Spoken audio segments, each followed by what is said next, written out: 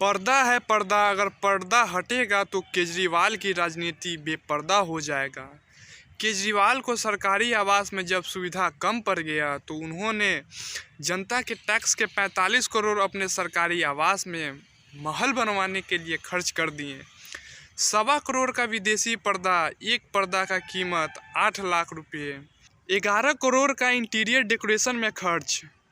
6 करोड़ सिर्फ स्टोन और मार्बल और फ्लोरिंग फिनिशिंग करने के लिए खर्च किए गए। 2.5 करोड़ रुपया सिर्फ किचन बनवाने में खर्च किए गए। ये खबर जितनी बार देखता हूँ उतनी बार लगता है कि एक बार तो देखने को मिले कि ये सब खर्चे महल में लगने के बाद घर कैसा दिखता है।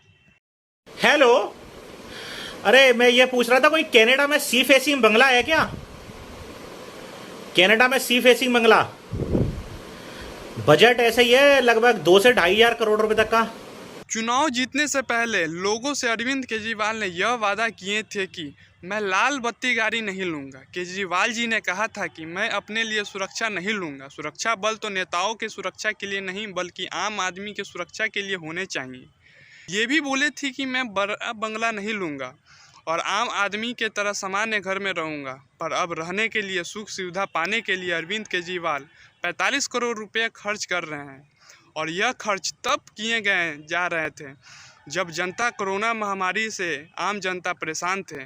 कोरोना के हाहाकार से चीख पुकार मची थी। भारत के लोग अपनों को बचाने में लगे थे।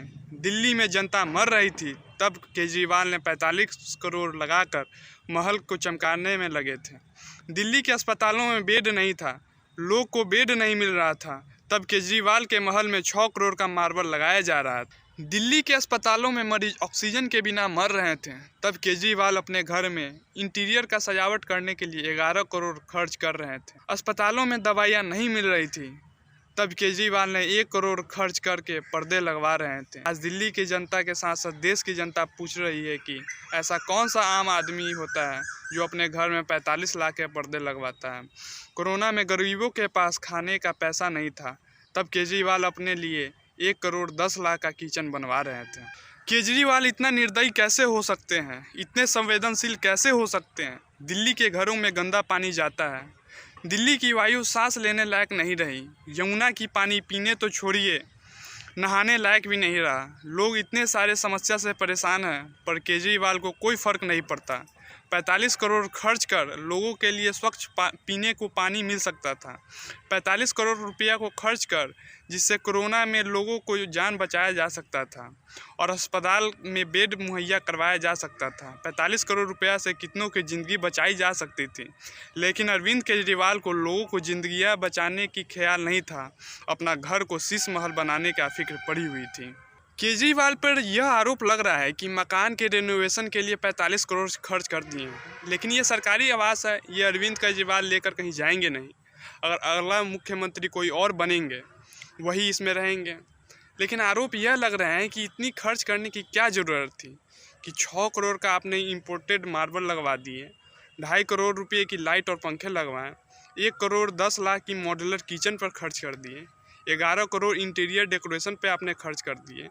लगभग 1 करोड़ की इंटीरियर डेकोरेट्स ने फीस ली जिन्होंने इंटीरियर डेकोरेशन किया, और 1 करोड़ 40 लाख वार्डरोब फिटिंग, 2.5 करोड़ का फायर सिस्टम पर आपने खर्च कर दी।